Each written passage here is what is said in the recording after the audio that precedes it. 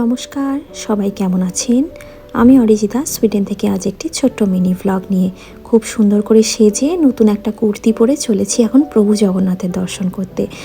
আজ আমরা আপনাদেরকে নিয়ে চলেছি এক বিশেষ ভক্তিময় যাত্রায়, যেখানে বিদেশের মাটিতে বাজছে কীর্তনের সুর, বিদেশের আকাশে উঠছে ধূপের গন্ধ, আর পথে পথে ছড়িয়ে পড়ছে ভক্তির অসীম আনন্দ। এটা কোনো সাধারণ দিন নয়, আজ প্রভু জগন্নাথের রথযাত্রা। আমাদের দেশ থেকে হাজার হাজার মাইল দূরে, অথচ অনুভবে যেন একেবারে নিজের ঘরের মতন। চলুন দেখে নিই কীভাবে বিদেশের রাস্তায় প্রাণ ফিরে পায় আমাদের পুরনো ঐতিহ্য, আর কিভাবে একত্রে মেতে ওঠে বিশ্ববাসী জয় জগন্নাথ ধ্বনিতে। আপনাদের সঙ্গে শেয়ার করছি সুইডেনে কীরকমভাবে রথযাত্রা পালন করা হয়। আমি রয়েছি সুইডেনের গথেনবার্গ শহরে, সেখানেই রয়েছে ইস্কন, আর সেখান থেকেই পালন করা হচ্ছে এবছরের রথযাত্রা।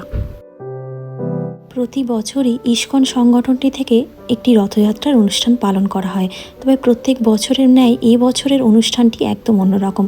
নতুন করে রথ নির্মাণ করা হয়েছে এবং সেই রথের দড়ি ধরে টানছেন প্রচুর মানুষ। প্রচুর ইন্ডিয়ান অন্যান্য শহর থেকে এসেও এই রথযাত্রায় যুক্ত হয়েছেন। যেহেতু আজ একটা ছুটির দিন দেখে রথযাত্রা পালিত হচ্ছে, তাই অন্যান্য শহর থেকেও অনেকেই এসছেন এই রথযাত্রাটি দেখতে। আর তাছাড়া সুইডেনের অন্যান্য যে প্রধান প্রধান শহরগুলো রয়েছে গথেনবার্গ ছাড়াও মালমো বা স্টকহোম, সেখানেও কিন্তু ইস্কন সংগঠন রয়েছে এবং সেটি বেশ বড় করেই রথযাত্রা পালন করে।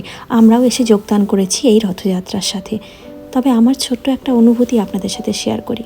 বিদেশের মাটিতে যখন প্রভু জগন্নাথের রথযাত্রা অনুষ্ঠিত হয়, তখন তা শুধু একটি ধর্মীয় আচার নয়, বরং হয়ে ওঠে এক অপার আনন্দ, এক ঐক্যের উৎসব। হাজারো ভক্ত, অনুরাগী, স্থানীয় মানুষ এবং বিদেশিরাও কিন্তু মিলিত হন এই উৎসবে। বিদেশের রাস্তায় রথ টানার সময় যে উল্লাস, যে জয় জগন্নাথ ধ্বনি ওঠে, তা যেন মুহূর্তেই মাতিয়ে তোলে চারপাশের পরিবেশ।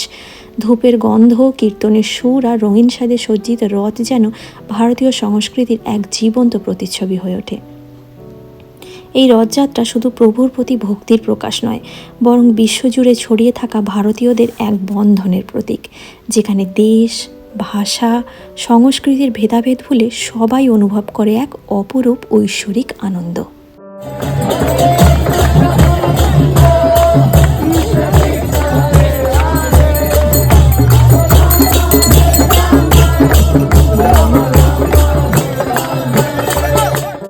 প্রভু জগন্নাথের এই অপার সুন্দর হাসি মুখখানা যেন এক অদ্ভুত শান্তির ছোঁয়া এনে দেয় হৃদয়ে।